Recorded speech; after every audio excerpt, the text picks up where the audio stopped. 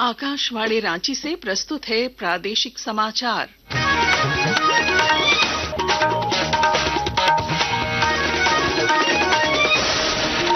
नमस्कार। प्रादेशिक समाचारों के साथ मैं पूनम किरकेट्टा। पहले मुख्य समाचार। राज्य के वित्त मंत्री राधाकृष्ण किशोर ने वित्त वर्ष 2025-26 के लिए पेश किया 1,45,400 करोड़ रुपए का बजट। मैया सम्मान योजना के लिए 13,000 करोड़ रुपए से ज्यादा का प्रावधान। मुख्यमंत्री हेमंत सोरेन ने कहा, जनता पर बिना कोई आर्थिक बोझ डाले पेश किया गया संतुलित बजट, समावेशी विकास को मिलेगा बढ़ावा। भाजपा ने बजट को बताया निराशाजनक। निर्वाचन आयोग का 2 दिवसीय सम्मेलन कल से दिल्ली में झारखंड समेत सभी राज्यों और केंद्र शासित प्रदेशों के मुख्य चुनाव अधिकारी होंगे शामिल। प्रथम जेपीएससी नियुक्ति घोटाले के आरोपियों को मिली बड़ी राहत। झारखंड हाई कोर्ट ने अगले आदेश तक पीड़क कार्रवाई पर लगाई रोक। और रांची समेत राज्य भर में गर्मी ने दी दस्तक। कई शहरों का तापमान 35 डिग्री सेल्सियस के पार। मौसम विभाग ने तापमान में और वृद्धि की जताई आशंका।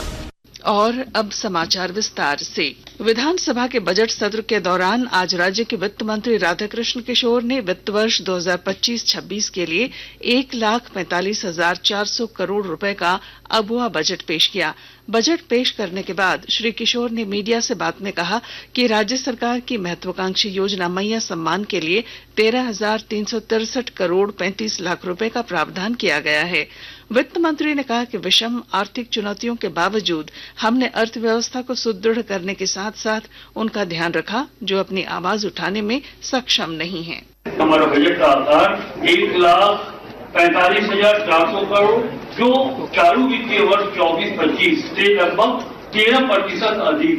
2025-26 का जो अनुमान है आर्थिक विकास दर 7.5% और वो भी कांस्टेंट प्राइस पर। जीडीपी रेशियो 27.3% और हमारा जो रेवेन्यू इनकम हो वो 61,056.12 करोड़ और इस राजस्व की जो प्राप्ति अनुमानित है स्थापना एवं योजना व्यय का जो अनुपात होगा वो 37.63 प्रावधान किया गया।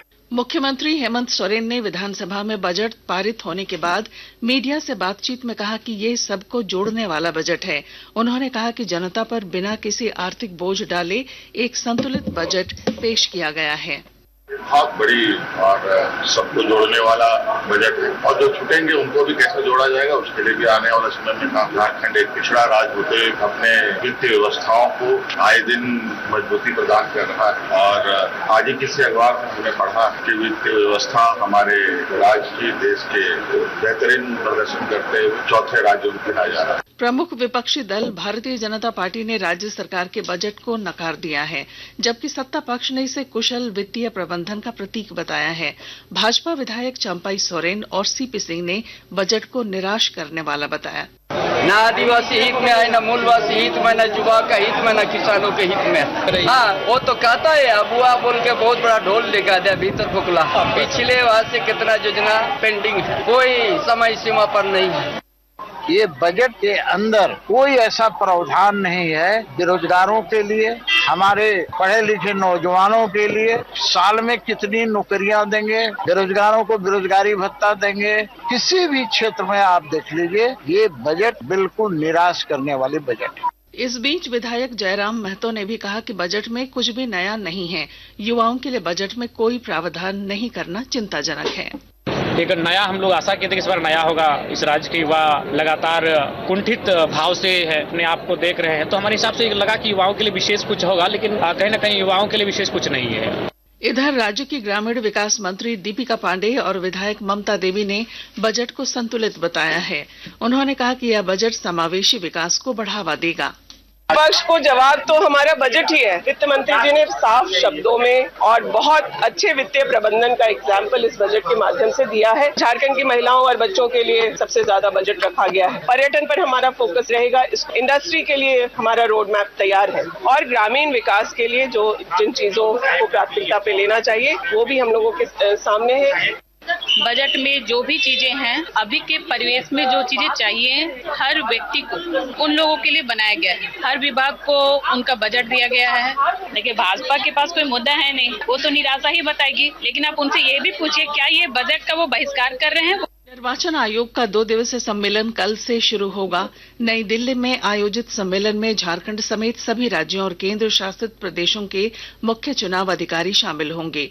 ज्ञानेश कुमार के मुख्य निर्वाचन आयुक्त बनने के बाद निर्वाचन आयोग द्वारा आयोजित यह पहला सम्मेलन है। आकाशवाणी के ताजा तरीन समाचारों के लिए आप हमारी वेबसाइट newsonair.gov.in पर लॉग ऑन कर सकते हैं। ताजा समाचार X handle @AIR news alerts और Facebook page All India Radio news पर भी उपलब्ध है। आप प्रादेशिक समाचार एकांश के एक्स हैंडल @AIR न्यूज _ और Facebook page Akashvani news Ranchi, Instagram page तथा YouTube channel AIR news Ranchi पर भी हमारे बुलेटिन सुन सकते हैं। प्रादेशिक समाचार आप आकाशवाणी रांची से सुन रहे हैं। राष्ट्रपति द्रौपदी मुर्मू ने आज नई दिल्ली में राष्ट्रपति भवन में 8वें विजिटर्स पुरस्कार प्रदान किए। राष्ट्रपति ने उच्च शिक्षा संस्थानों से आर्टिफिशियल इंटेलिजेंस के क्षेत्र में नए प्रयास करने का भी आग्रह किया। पलामू जिले में सरकारी योजनाओं में भारी अनियमितताओं को लेकर पांकी विधायक डॉक्टर कुशवाहा शशि भूषण मेहता ने राज्यपाल संतोष कुमार गंगवार से मुलाकात की और एक विस्तृत ज्ञापन सौंपा। उन्होंने ग्रामीण कार्य विभाग, प्रधानमंत्री ग्राम सड़क योजना और जल जीवन मिशन से जुड़ी भ्रष्टाचार और लापरवाही को उजागर करते हुए निष्पक्ष जांच और कठोर कार्रवाई की मांग की। प्रथम जेपीएससी नियुक्ति घोटाले में चार्जशीटेड 1 दर्जन से अधिक आरोपियों को हाईकोर्ट से बड़ी राहत मिली है। हाईकोर्ट ने रांची सीबीआई की विशेष अदालत द्वारा आरोपियों के विरुद्ध पीड़क कार्रवाई पर अगली सुनवाई तक के लिए रोक लगा दी है। अब 16 अप्रैल को अगली सुनवाई होगी। जमशेदपुर में टाटा समूह के संस्थापक जमशेदजी नसरवानजी टाटा की 186वीं जयंती के उपलक्ष्य में टाटा मोटर्स वर्कर्स यूनियन द्वारा मेगा रक्तदान शिविर का आयोजन किया गया। कोडरमा के तिलैया डैम में पर्यटन और मत्स्य उत्पादन द्वारा रोजगार के नए मार्ग प्रशस्त हो रहे हैं। विस्तृत ब्यौरा दे रहे हैं हमारे संवाददाता। कोडरमा के तिलैया डैम में पर्यटन के साथ साथ मछली उत्पादन के जरिए रोजगार के नए मार्ग प्रशस्त हो रहे हैं। NH 20 पर 4 लेन निर्माण के साथ तिलैया डैम और जवाहर घाटी का इलाका और भी मनमोहक हो गया है। जवाहर घाटी में तिलैया डैम के किनारे नया सेल्फी पॉइंट भी डेवलप हुआ है। इसके अलावे तिलैया डैम और इसके जामू खाड़ी के इलाके में होटलें भी खुल गई है, जहाँ लोगों को मछली के अलग अलग वेरायटी मिलते हैं। इसके अलावे तिलैया डैम और जामू खाड़ी इलाके में बड़े पैमाने पर मछली का उत्पादन भी किया जाता है। गजेंद्र बिहारी सिन्हा, आकाशवाणी समाचार, कोडरमा। कुछ संक्षिप्त खबरें। गुमला जिले के रायडीह प्रखंड क्षेत्र स्थित पीबीटीजी बाहुल नकटी झरिया गांव में उपायुक्त कर्ण सत्यार्थी की पहल से सोलर पैनल के माध्यम से बिजली पहुंचाई गई है। इसके जरिए गांव के लगभग 40 घर रोशन हुए हैं। रांची विश्वविद्यालय का 38वां दीक्षांत समारोह 7 मार्च को होगा। विश्वविद्यालय के कुलपति डॉक्टर अजीत कुमार सिन्हा ने बताया कि समारोह के दौरान 77 विद्यार्थियों को गोल्ड मेडल और 4400 छात्रों को डिग्री प्रदान की जाएगी। लोहरदगा जिले में मुख्यमंत्री उत्कृष्ट विद्यालय नदिया हिंदू के सभागार में आर्मी भर्ती कार्यालय रांची की ओर से एक जागरूकता कार्यक्रम आयोजित किया गया। सूबेदार मेजर रामपॉल और हवलदार समरजीत द्वारा युवाओं को अग्निवीर योजना के बारे में जानकारी दी गई। पाकुड़ जिले में फाइलेरिया उन्मूलन अभियान के दौरान लिट्टीपाड़ा प्रखंड के झेना गढ़िया गांव में स्वास्थ्य कर्मियों के साथ मारपीट की घटना के खिलाफ स्वास्थ्य कर्मियों ने आज से अनिश्चितकालीन कार्य बहिष्कार किया है। इससे स्वास्थ्य सेवाएं प्रभावित हुई हैं। और अब मौसम। राज्य के जमशेदपुर, पलामू और बोकारो समेत कई जिलों में तापमान बढ़कर 35 डिग्री के पार हो गया है। मौसम विभाग ने आने वाले दिनों में तापमान में और वृद्धि की आशंका व्यक्त की है। और अब अंत में मुख्य समाचार। राज्य के वित्त मंत्री राधाकृष्ण किशोर ने वित्त वर्ष 2025-26 के लिए पेश किया 1,45,400 करोड़ रुपए का बजट। मैया सम्मान योजना के लिए 13,000 करोड़ रुपए से ज्यादा का प्रावधान। मुख्यमंत्री हेमंत सोरेन ने कहा, जनता पर बिना कोई आर्थिक बोझ डाले पेश किया गया संतुलित बजट, समावेशी विकास को मिलेगा बढ़ावा। भाजपा ने बजट को बताया निराशाजनक। निर्वाचन आयोग का 2 दिवसीय सम्मेलन कल से दिल्ली में झारखंड समेत सभी राज्यों और केंद्र शासित प्रदेशों के मुख्य चुनाव अधिकारी होंगे शामिल। प्रथम जेपीएससी नियुक्ति घोटाले के आरोपियों को मिली बड़ी राहत। झारखंड हाई कोर्ट ने अगले आदेश तक पीड़क कार्रवाई पर लगाई रोक। और रांची समेत राज्य भर में गर्मी ने दी दस्तक, कई शहरों का तापमान 35 डिग्री सेल्सियस के पार। मौसम विभाग ने तापमान में और वृद्धि की जताई आशंका। और इसके साथ ही आकाशवाणी रांची से प्रादेशिक समाचार का ये बुलेटिन समाप्त हुआ। अगला प्रादेशिक समाचार बुलेटिन कल सवेरे 8:30 बजे प्रसारित किया जाएगा। नमस्कार।